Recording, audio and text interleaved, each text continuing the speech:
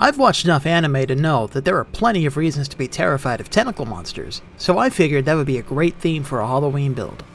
Elden Ring's Octopus Head is certainly a unique item, and I decided that the DLC's Gazing Finger would complement its weirdness nicely. Hi everyone, my name's Diabetor, and this is my Tentacle Monster Gazing Finger build. If you find this video helpful, then please leave a like, share the video, and consider subscribing. It really helps me out. Special thank you to the Story of Us in a Bus and Mini Cake for joining my channel as members. If you want to see your name eternalized in the Hall of Insulin and support me and get some special perks, then consider joining my channel too. The Gazing Finger is a colossal weapon added by the DLC. Its unique skill, Kotower's Resentment, allows you to slam it into the ground and then flick it forward for a bunch of damage. Holding the button down lets you charge it to create a large holy damage shockwave, which is great for groups of enemies or shredding bosses. I wanted the squid to use tentacle-like weapons, but besides whips, which suck, there aren't really any in the game, so I figured the weird finger design of the Gazing Finger was a suitable alternative. I did integrate a whip into the build as a tool to cast Offsack though, so the build does meet my tentacle monster criteria. This build is going to rely on using Kotower's Resentment combined with the 10% damage bonus from Offsack, along with various other buffs, to melt bosses.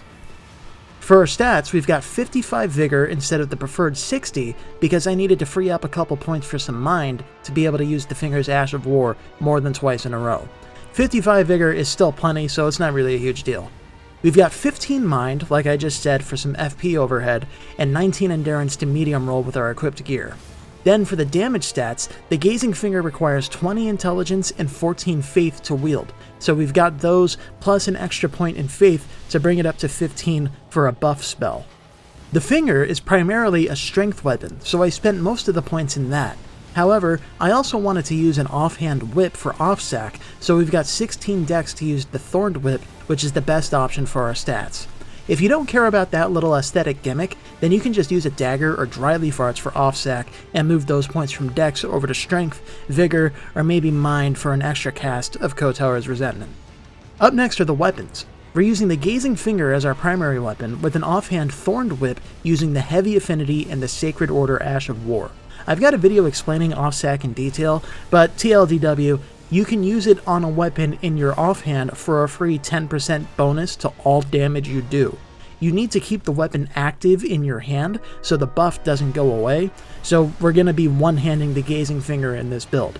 You might think that hurts our damage because we don't get to take advantage of the two-handing strength bonus, but this build revolves around the Ash of War, and that doesn't benefit from the two-handing bonus at all, so Offsack is the better choice here. In addition to those, we've also got a Dry Leaf Arts with any affinity and the Golden Vow Ash of War, which provides an 11.5% damage buff and 7.5% damage negation buff for 45 seconds. We've also got a Dragon Communion Seal for casting a couple buff spells, and I chose this seal because it's weightless and easy to get. Now let's talk about the Talismans.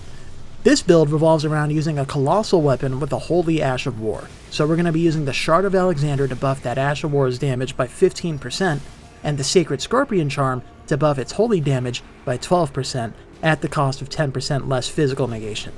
We're going to make up for that negation penalty with the Dragon Crest Great Shield Talisman, which increases physical negation by 20%.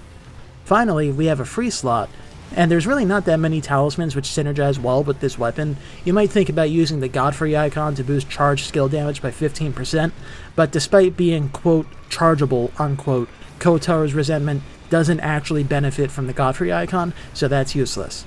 I decided to use the Blade of Mercy for its 20% damage buff after getting a critical hit on an enemy. My thinking was that since it's a colossal weapon we're using, you'll be able to get stance breaks and then get the crit to further increase its damage. This is also not an amazing option because Kotower's Resentment doesn't actually do that much poise damage, and I ended up killing most enemies without getting a stance break at all. This makes it a rare case where I'm actually inclined to suggest something like the Carrion Filigree Talisman to reduce the skill's FP consumption by 25%, giving us one extra cast of it before having to drink a blue flask, or maybe the Green Turtle Talisman, or another defensive talisman like the Pearl Drake Talisman, Crimson Seed Talisman, or whatever you like. It's a flex slot, so go wild. After that is the armor.